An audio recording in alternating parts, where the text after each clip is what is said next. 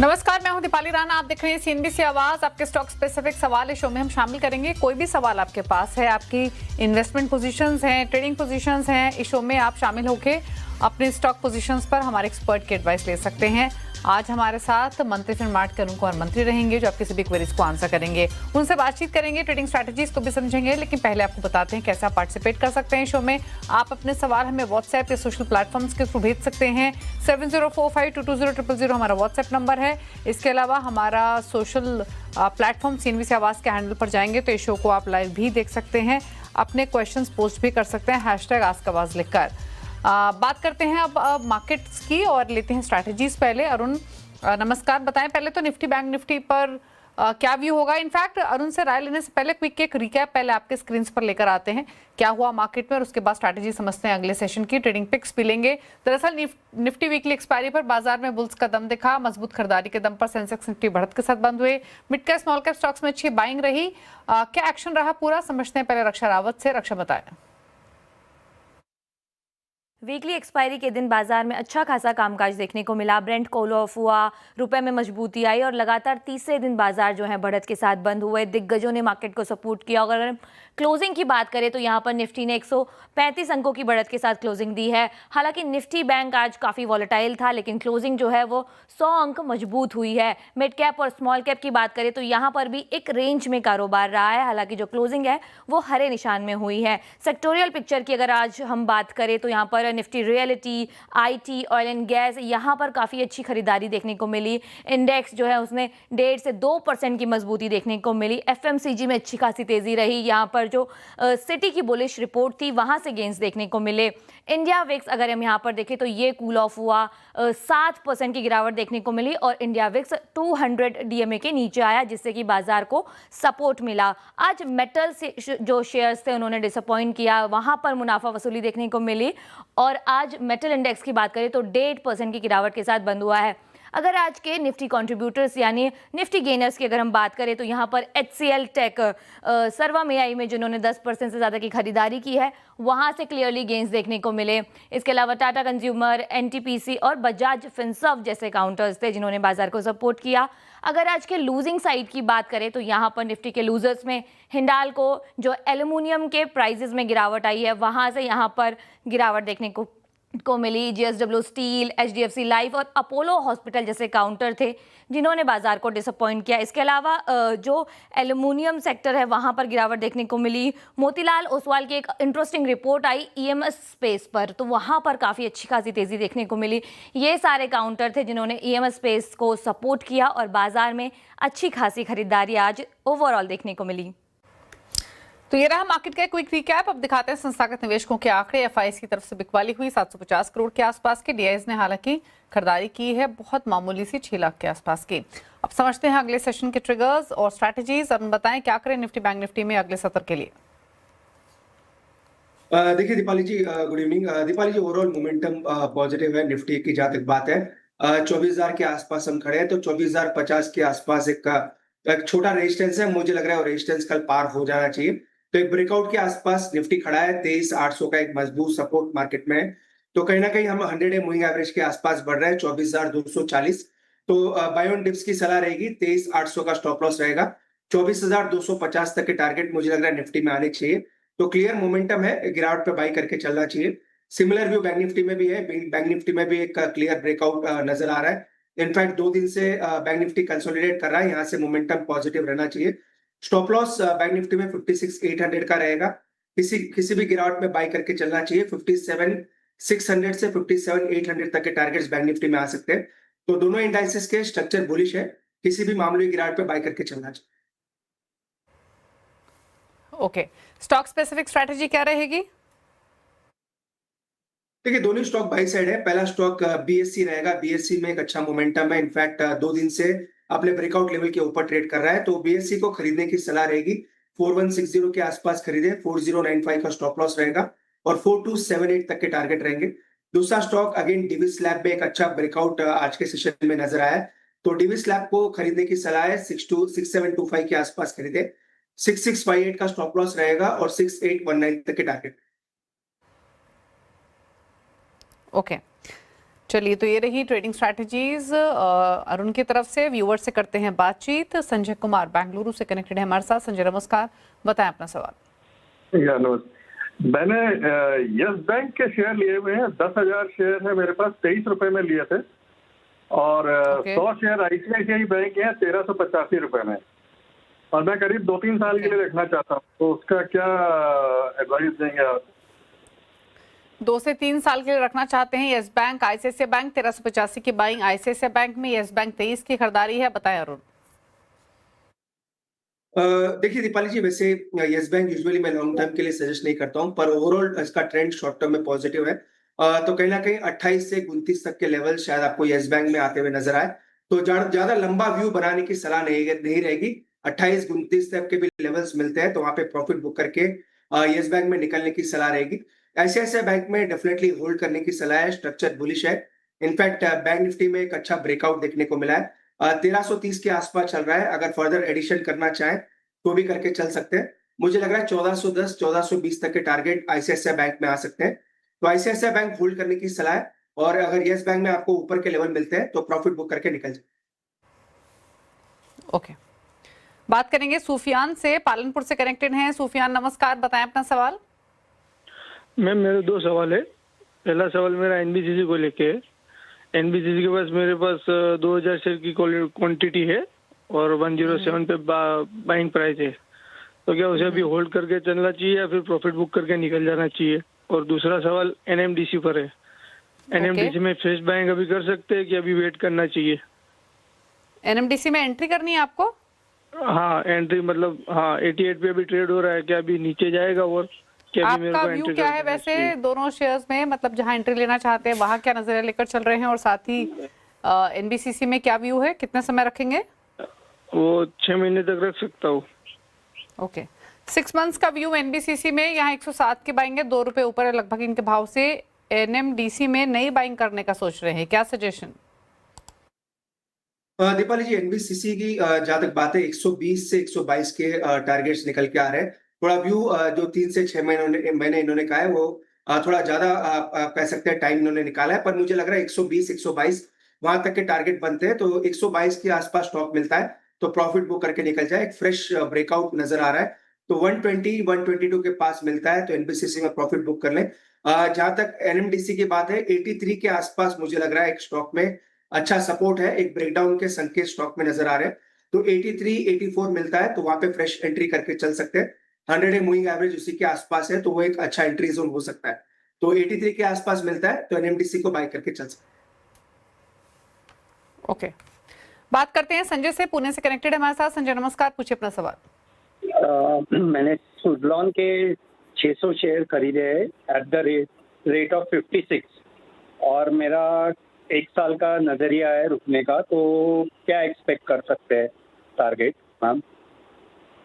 Okay, 1 साल का view है। सुजलॉन में 56 की बाइंग है, 2 रुपए ऊपर है। साल भर में क्या टारगेट एक्सपेक्ट करें और कैसा है ये स्टॉक साल भर के पॉइंट ऑफ व्यू से Arun?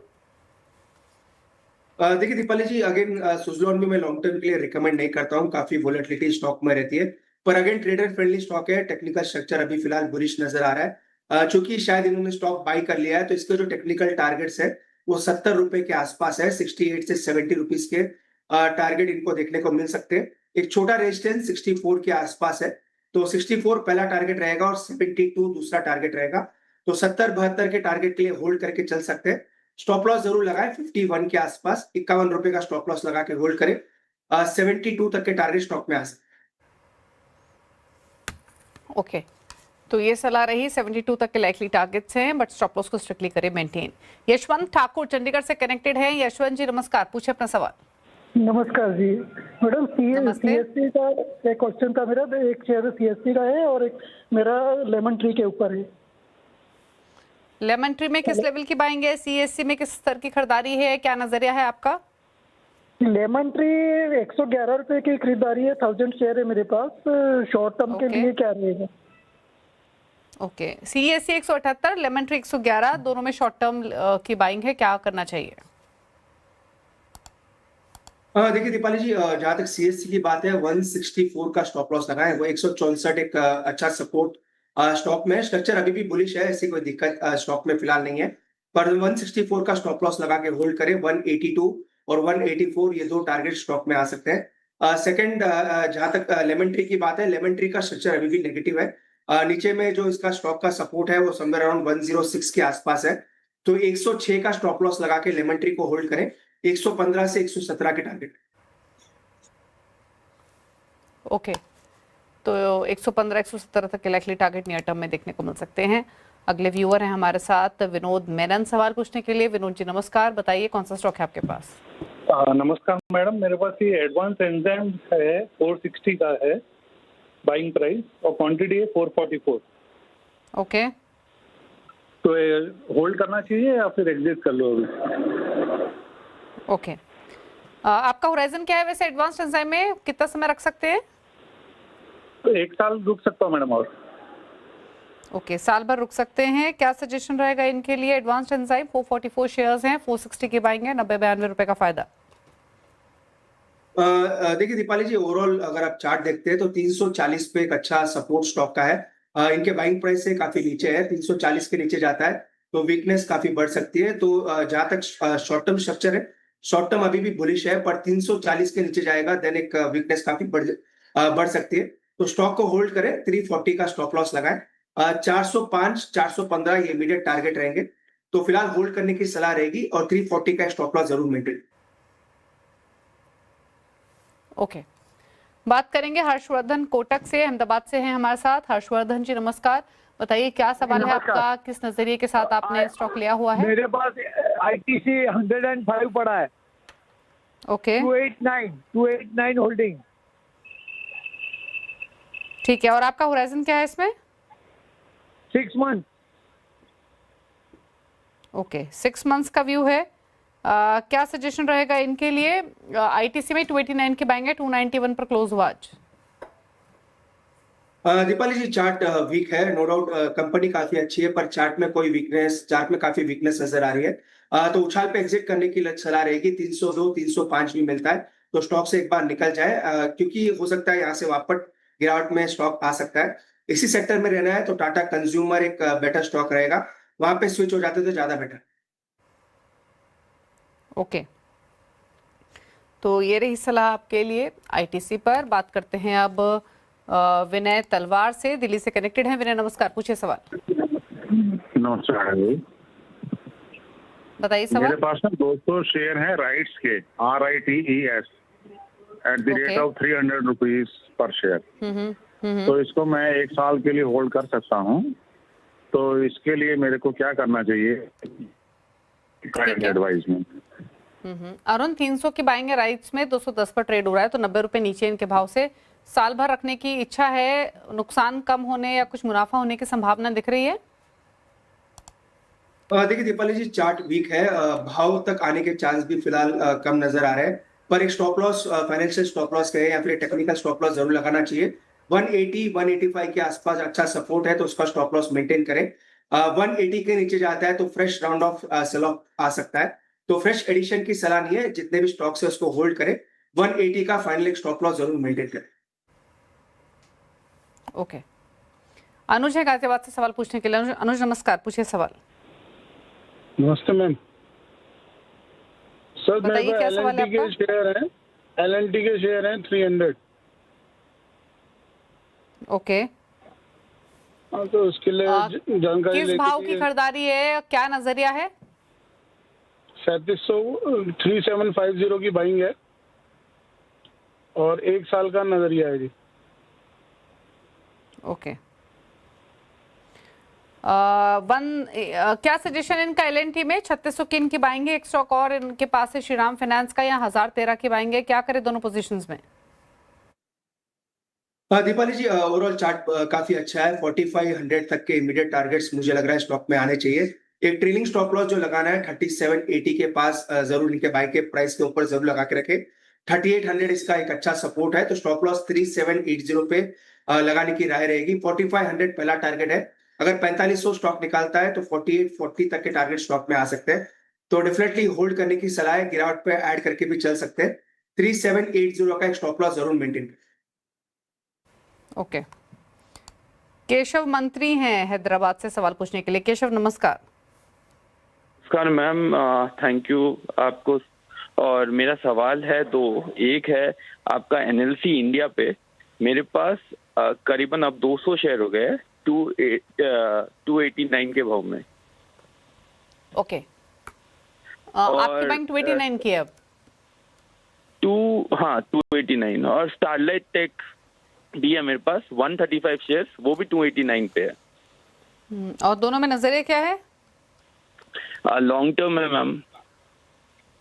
Okay, long term view Sterlite Tech 289 624 पर है, शानदार मुनाफा। एनएलसी इंडिया भी इनके पास 289 की बाइंग है। क्या सजेशन दोनों शेयर्स में? दीपाली जी, स्टरलाइट टेक ने प्रॉफिट बुक करने की सलाह रहेगी। काफी अच्छा मुनाफा इनको हो रहा है। इनफैक्ट लगातार ऊपर के लेवल स्टॉक दिखा रहा है। वॉल्यूम्स भी काफी अच्छे हैं, पर काफी चल चुका है स्टॉक। एक करेक्शन स्टॉक में ड्यू है, तो मुझे लग रहा है स्टॉक में करेक्शन कभी भी आ सकता है, तो वो डर हमेशा स्टॉक में बना रहेगा। तो एक बार का प्रॉफिट बुक करने की सलाह रहेगी। वापस अगर आपको 500-520 के पास मिलता है तो फिर री एंट्री करके चल सकते हैं। तो स्टरलाइट टेक्नोलॉजी में प्रॉफिट बुक करने की सलाह है। एनएलसी इंडिया में भी मेरी सलाह ये रहेगी कि एक बार का प्रॉफिट बुक करें। मुझे लग रहा है मोमेंटम नीचे की तरफ स्टॉक में बन सकता है और वापस आपको स्टॉक 280-285 तक के लेवल दिखा सकता है। तो दोनों में प्रॉफिट बुक करने की सलाह है और दोनों में ही करेक्शन मिलता है तो वापस ऐड करके चल सकते हैं। एनएलसी इंडिया मुझे लग रहा है 280-285 तक वापस आपको लेवल दिखा सकता है।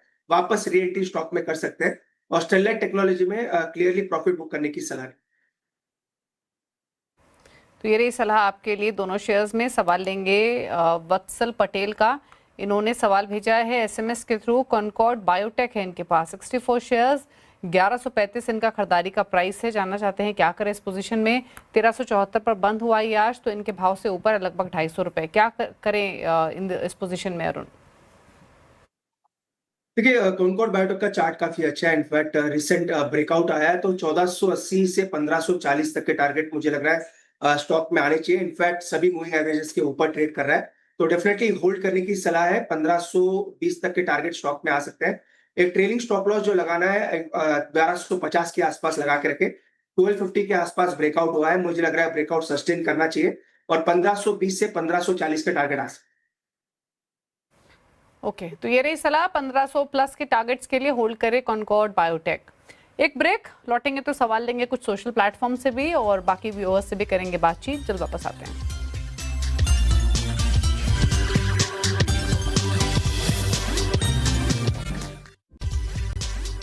आप देख रहे हैं सीनवी से आवाज। अरुण कौर मंत्री हमारे साथ बने हुए हैं। लेते हैं कुछ क्वेश्चंस को। एक सरोज ने सवाल भेजा है एक्स पर, लेटेंट व्यू और आईटीसी होटल पर। लेटेंट व्यू में 333 की बाइंग है, 120 शेयर्स हैं।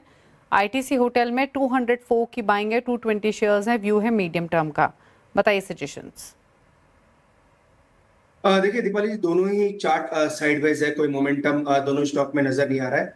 लेटेंट व्यू का चार्ट देखते हैं तो ओवरऑल 280 से 340 के बीच में लगातार स्टॉक कंसोलिडेट कर रहा है। सिमिलर व्यू आईटीसी में भी है। आईटीसी होटल्स का चार्ट भी देखते हैं तो ओवरऑल मोमेंटम स्टॉक में भी ज्यादा पॉजिटिव नहीं है। इनफैक्ट एक रेंज में स्टॉक ट्रेड कर रहा है। जहां तक होल्ड करने की बात है, आईटीसी होटल डेफिनेटली होल्ड कर सकते हैं। थोड़ा बेटर चार्ट इसका नजर आ रहा है। ओवरऑल मोमेंटम देखते हैं तो 175 से 180 तक के टारगेट आईटीसी होटल में आ सकते हैं। तो आईटीसी होटल को होल्ड करने की सलाह रहेगी। लेटेंट व्यू की जहां तक बात है, उछाल में एग्जिट करें। ओवरऑल चार्ट इसका नेगेटिव नजर। ओके, तो ये रही सलाह आपके लिए। दोनों शेयर्स पर एक सवाल लेते हैं विश्वजीत साहू का। एसीसी पर सवाल भेजा है, 2026 की बाइंग है, 18 शेयर्स हैं, लंबी अवधि का व्यू है। क्या करें? तो देखिए, ओवरऑल चार्ट साइडवेज है। अगर आप देखते हैं तो मोमेंटम नीचे का ही नजर आ रहा है। जहां तक टारगेट्स की बात है, ऊपर में मेरे को लग रहा है अराउंड 1500 से 1600 के आसपास मल्टीपल रेजिस्टेंसेस है, तो वहां पे जाके मुझे लग रहा है वापस मोमेंटम नीचे का देखने को मिल सकता है। तो 1500-1600 के मैक्स ऊपर में टारगेट हो सकते हैं। वहां पे मिलता है तो एक बार का एग्जिट करने की ही सलाह है। एक सवाल फेसबुक से लेते हैं। अजय तांती ने भेजा है, अशोक लीलैंड पर 166 की बाइंग है, 200 शेयर्स हैं। Again long term view. देखिए, होल्ड करने की सलाह रहेगी। इनफैक्ट अगर नीचे मिलता है तो ऐड भी करके चल सकते हैं। चार्ट काफी मजबूत है। 145 से 150 के आसपास स्टॉक ने अच्छा सपोर्ट बनाया है। अगर ये स्टॉक आपको 154 के आसपास मिलता है तो ऐड करके भी चल सकते हैं। मोमेंटम पॉजिटिव है। 172 तक के टारगेट स्टॉक में आ सकते हैं। इनफैक्ट निफ्टी ऑटो इंडेक्स में ही ब्रेकआउट है, तो डेफिनेटली होल्ड करने की सलाह है। 154-53 के आसपास मिलता है तो ऐड करके भी चल सकते हैं। तो ये रही सलाह आपके लिए अशोक लेलैंड पर 158 पर बंद हुआ, होल्ड कीजिए, ऐड भी कर सकते हैं। सवाल इतने लेंगे, कोई क्लोजिंग कमेंट है अरुण?